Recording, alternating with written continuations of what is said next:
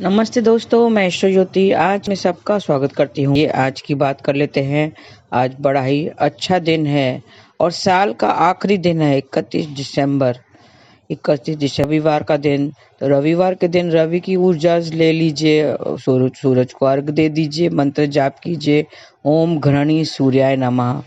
पहले थोड़े वास्तु की बात करेंगे, फिर आज 31 दिसंबर की बात करेंगे। और खास बात है, आज गुरु मार्गी होने वाले हैं, तो उसकी बात करेंगे। और फिर कृष्ण कथा में ज्ञान की बात कर लेंगे।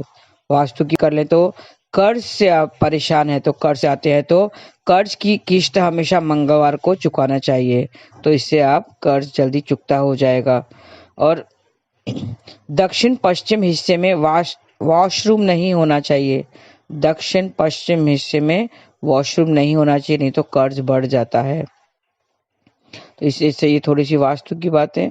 और आज चतुर्थी दोपहर पहले 11:55 तक रहेगी, फिर पंचमी तिथि लग जाएगी। आज रात 3:40 तक प्रीति योग रहेगा। प्रीति योग जैसे नाम से ही आप पहचाने जाते हैं, रूठे को मनाने के लिए, प्रेम में विस्तार करने के लिए ये योग बहुत ही अच्छा है। और आज से कल सुबह 8:36 तक मघा नक्षत्र रहेगा। मघा नक्षत्र एक अच्छा नक्षत्र है जिसका स्वामी केतु है और इसका अधिपति देवता पितरों को माना गया है और इसका संबंध बरगद के पेड़ से है। तो आज बरगद के पेड़ के आप जल चढ़ाएं, उन्हें आराधना करें और उसे कोई भी नुकसान नहीं पहुंचाना चाहिए। इसके जातकों को बरगद की पूजा हमेशा करनी चाहिए। आज की खास बात, आज गुरु ग्रह मेष राशि में मार्गी होंगे। अब तक वक्री चल रहे थे, मैंने कल आपको वक्री और मार्गी का क्या है वो हिसाब बता दिया है।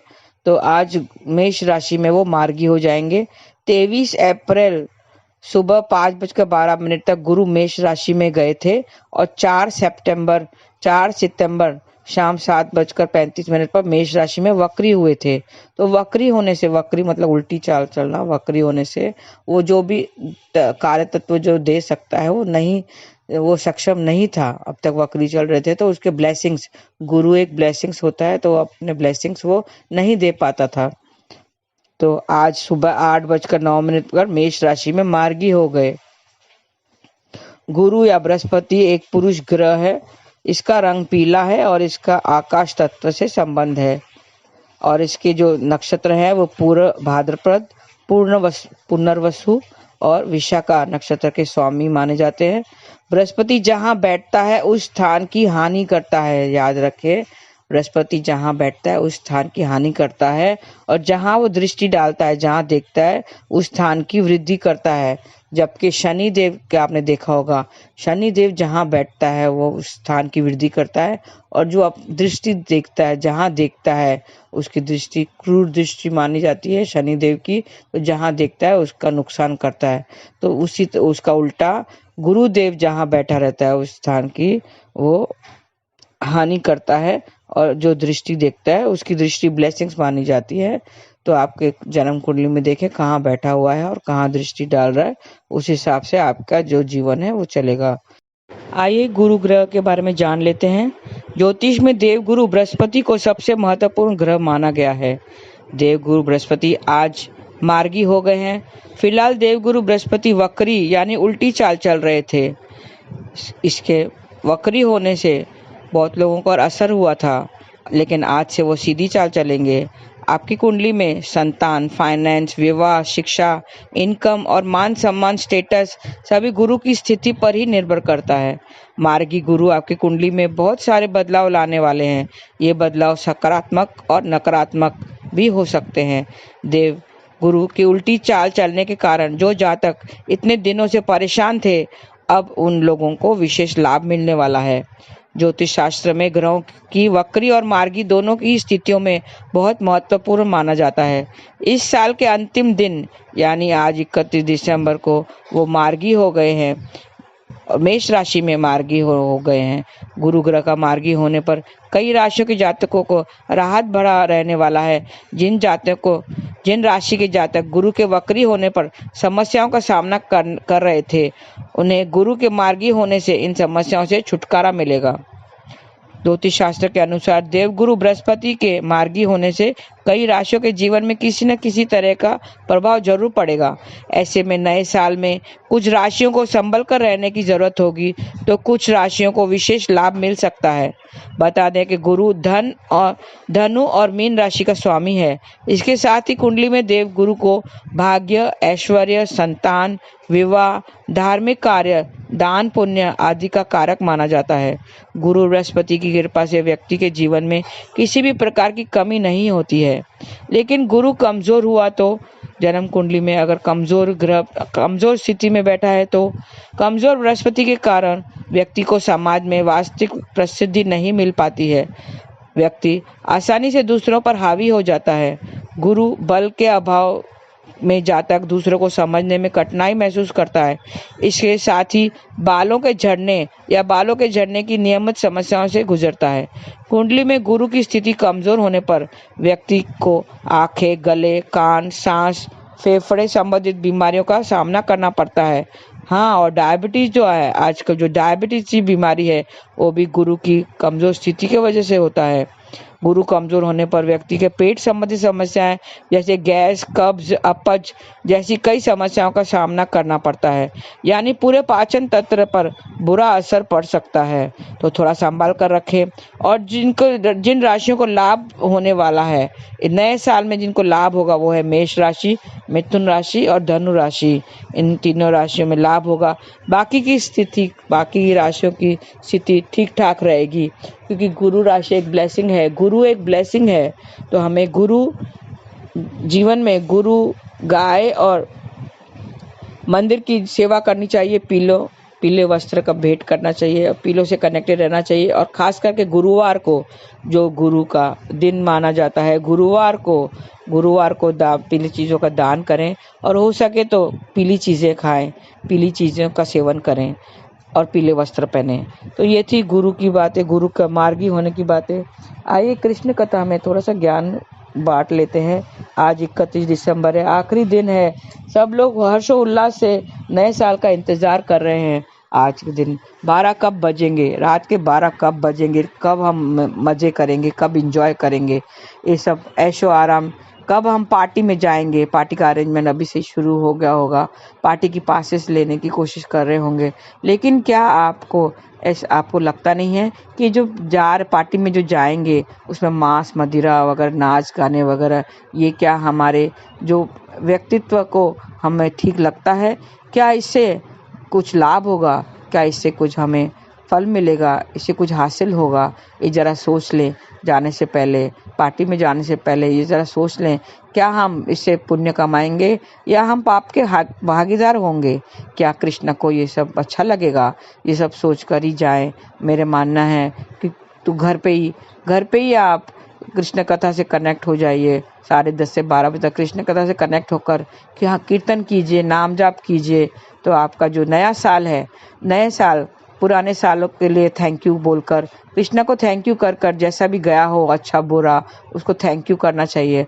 और नए साल में इससे भी बेहतर हो, ये साल 2023 से भी 2024 बेहतर हो, नए साल बेहतर हो। और संकल्प लेना चाहिए कि हमारी भक्ति और बढ़े, इससे ज़्यादा बढ़े। हम जब 1 माला करते हैं, हम 4 माला करें, 16 माला कर सकें, ताकि हम प्रभु के निकट रह सकें और हम कीर्तन कर सकें। आज रात को कीर्तन कीजिए, मेरे साथ कीर्तन कीजिए, तो जीवन सफल, आगे का जो जीवन है सफल अपने कोशिश कीजिए।